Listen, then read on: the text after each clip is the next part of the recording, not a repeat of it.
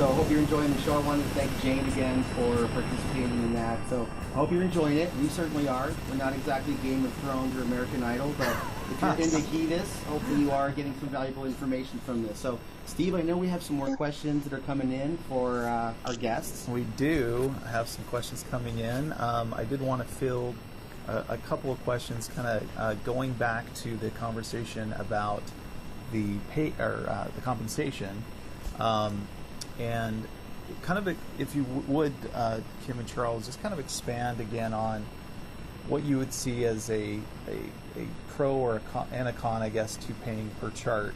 Just kind of want to zero in on that again. A pro paying by chart is really only on the fastest subtractor side. It's definitely a pro to them if they are especially assigned to some of the easier measures. They can definitely get through a lot of charts and work their way up to quite a large hourly pay scale. A con is if you are on the PPC and you have a chart that's 250 pages.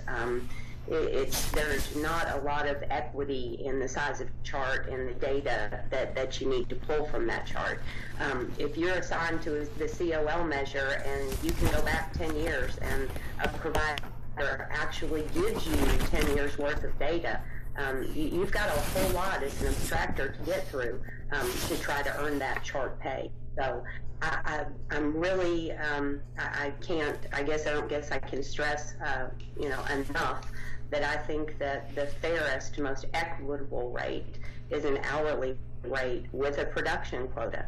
When you know that this is what you're going to make per hour, but you have to meet your minimum production.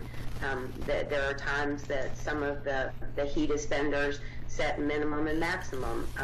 There could be a higher rate and a lower rate. The equity of the measures, some teams are formed abstracting multiple measures. Some abstractors just have one measure. So I think the way to make it as equitable and fair for both sides, whether it's the employer or the abstractor, is to have a good hourly rate with a production goal. Okay, perfect. Charles, anything to add to that? Yeah, no, I completely agree. When you have a team that's in a room together and they all talk and they need to feel as a group, and someone's going through 10, 12 charts an hour on an easy measure, and someone's stuck with like a pregnancy measure or a COL measure or something that's got 500 pages attached to it. It's so time consuming to go through that much data and then not be compensated properly for it. So I like to have all of my people, their attitudes up and positive, and that it's all on a fair scale. And again, like assigning certain measures to certain nurses who are really good at those measures, they should still all be compensated the same way, because at the end it's about the quality of the review. It's a direct look at the company as a review organization, by the people that you have working for you. Yeah, we appreciate that input. It's always good to get professional opinions of those that are in the trenches, and I'm sure that there's still some arguments that can be made both ways. But we get a question here from Mary. She's just interested to know what's the most significant change from HEDIS 2017 to 2018. I get you guys to get your input on that, the biggest changes as you see it.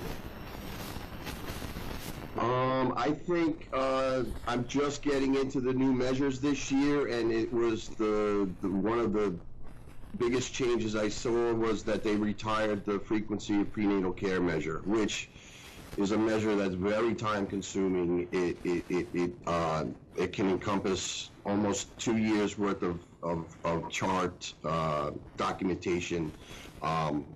And if you're looking at someone that has a high-risk pregnancy, they could have 20 visits that all have to be documented. So since that measure has been retired and they're just filling it with the prenatal postpartum care visit, that's one of the biggest changes I've come across so far. Yeah, I agree with Charles. I'm glad to see that be retired. The other thing, I guess, working the commercial measures that I was kind of excited about that we mentioned during our last broadcast is in the IMA measure, it wasn't a change this year to move HPV vaccine into the measure. That was last year. But this year we've gone from a 3-shot series for compliance down to a 2-shot series for compliance. So that's really exciting. Fantastic. Yeah, we had another question that came in, guys, from Susan in Kansas, actually. And she just wants to know, since a lot of the positions are, based in nursing licensure, there's a lot of other positions on HEDIS teams that don't require that type of licensing. And they were asking about what types of opportunities might be out there for medical assistants or other, maybe people on the non-clinical side. Sure. I have I run both sides of the project where we do collection and we also do review. So I have what we have a job description as an MRT, a medical record technician, and this is someone who's knowledgeable in terminology and computer skills who can go into the provider's office and extract the information or download the charts that we need. So that's one that doesn't need nursing licensure to do that type of work. Fantastic. Kim, do you have any thoughts on that at all? I actually, because I'm not clinical, I'm all for training people that are not clinical, that have a strong background in medicine and terminology, MAs. We actually utilize coders. So they don't actually have to be clinical to get their foot in the door. And I love what Charles says, to go into a provider's office and be able to ascertain that patient's chart and know exactly what needs to be pulled out of that to send it to the abstractor. It's a lot of responsibility. It's way more than people realize, because without those people, we don't get our hands on that hybrid data. So, another question that as kind of a follow-up to that is, and we always get this, it comes in every time we do the show, I have a clinical background, maybe I'm a medical assistant, maybe I'm an LPN. How much training is out there that can assist these folks if they've never done HEDIS before, or what do you think is the best way for them to kind of prepare to just get a foot in the door and have somebody give them a shot at HEDIS for the first time? Kim, you want to take that? Sure. I'm a firm believer that there is nothing better than on-the-job training. I know that kind of puts the cart before the horse, but if people are diligent enough and their desire to get their foot in the HEDIS door is strong enough, the beginning level is just like what Charles said. If you would like to get your foot in the door and become really well trained, start as a medical record tech. Look into some of those positions that are open. Verse yourself. And what is HEDIS? What are the measures? What is required for compliance? What kind of records, if you were to be able to get a job like that, what kind of records would you be looking for? Are you able to operate different EHR systems? There are all kinds of skills that people have that if you bring those skills to the table, you can pull them together and you can be trained in HEDIS. Okay, perfect. Yeah, that's very, very helpful information. Go ahead, Charles. I'm a firm believer in giving somebody a chance. That's how I started doing it. Great.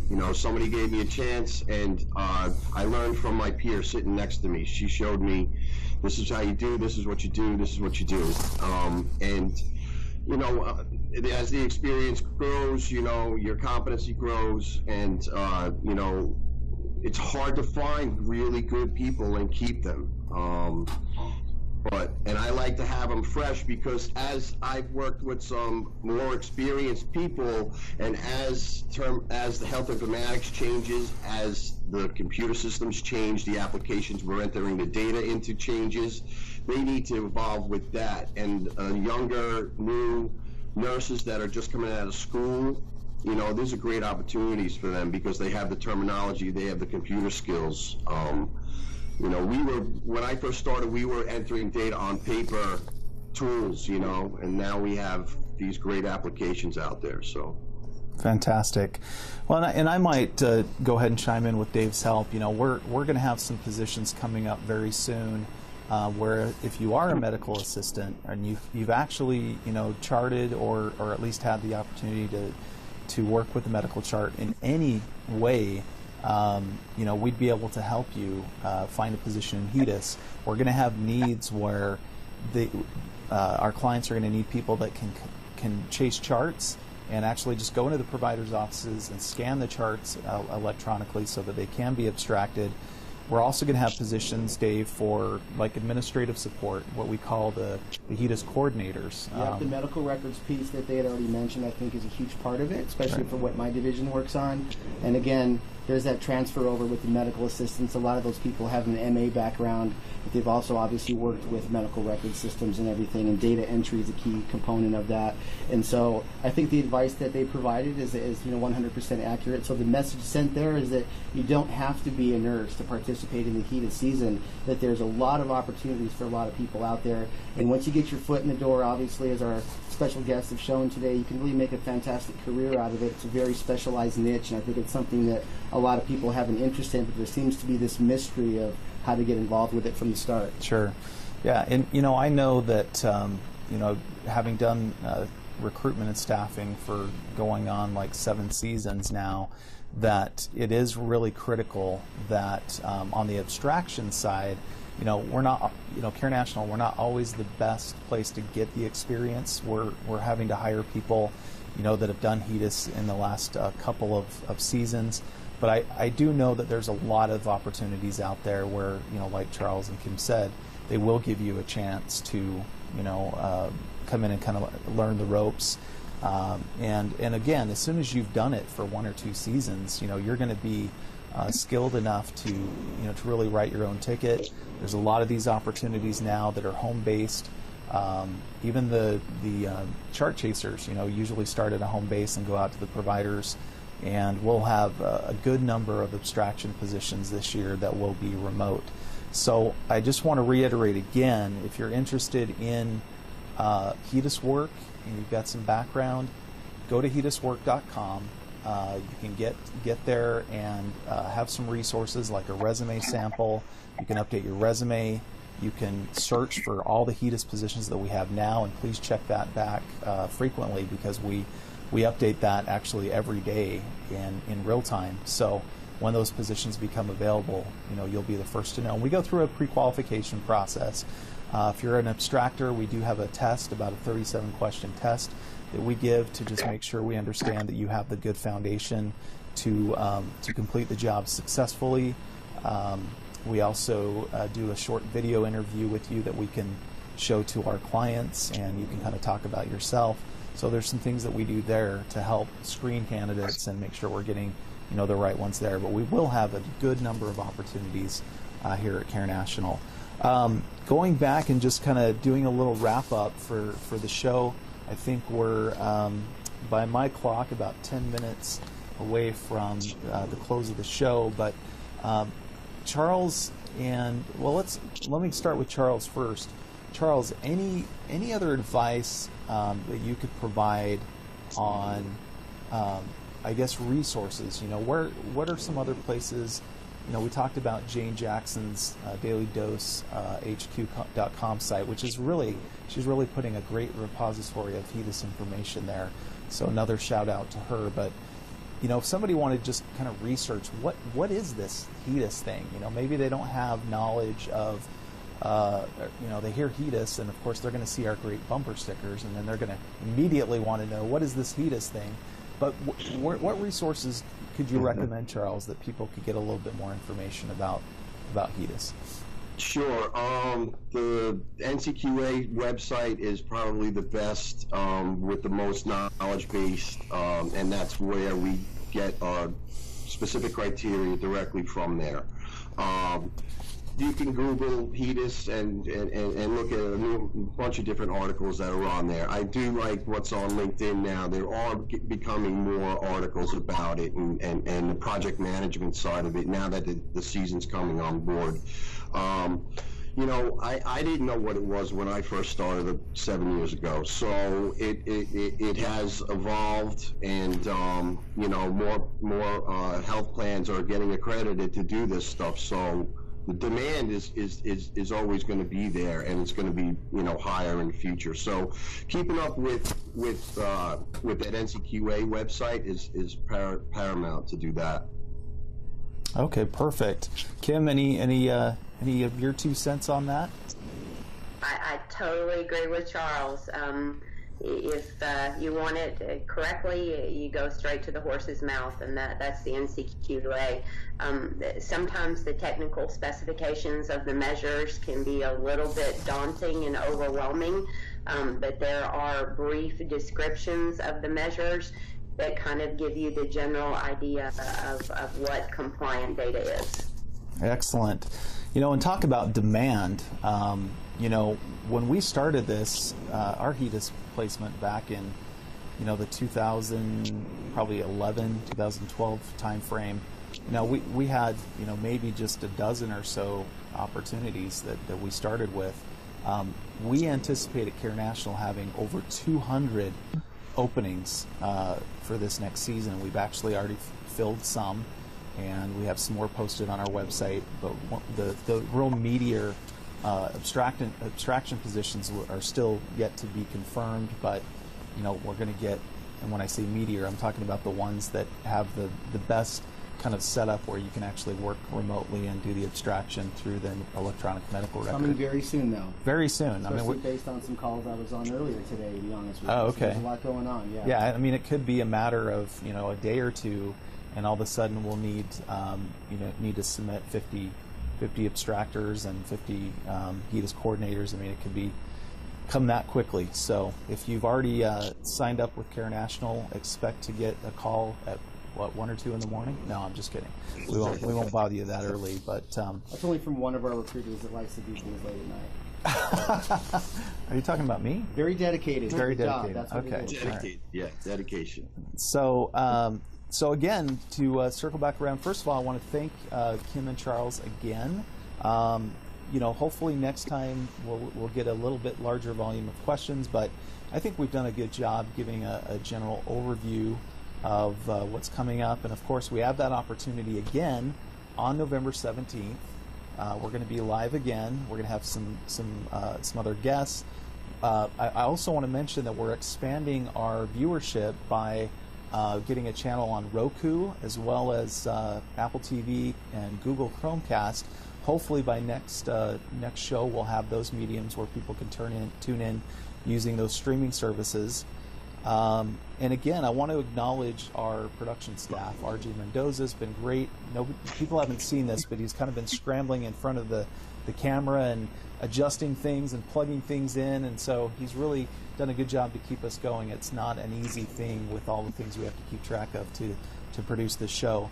And then we also want to thank Kristen Jaquez and Tom Sarah, our production assistants. And it's just been another great show with some great expert advice. A lot of sparks flying. Nobody was hurt in the making of this video, thankfully, but a lot of great information shared, though, for sure. Fortunately, they agreed on almost everything. I was hoping for some sort of CNN debate, you know, where there'd be an opposing view, but we just didn't have that this time. So maybe we'll need to get that third person in the mix next time for that show. So we are super excited about HEDIS 2018. I just get so excited this time of year, even though, you know, this is a very busy time of year going into November and December. It's a lot of fun. I enjoy working with quality management professionals throughout the country. If you have any ideas for the show or you want to just give your 2 cents, my email address is steve@carenational.com. And if you have any critical information, or you want to criticize the show, Dave's email is David at I carenational.com. like how you set that up. I'm ready. I'm ready for it all. All right. Thanks, everyone, for tuning in. We'll see you back here next month for Heatus.tv. And until then, have a great Halloween, and we will see you then.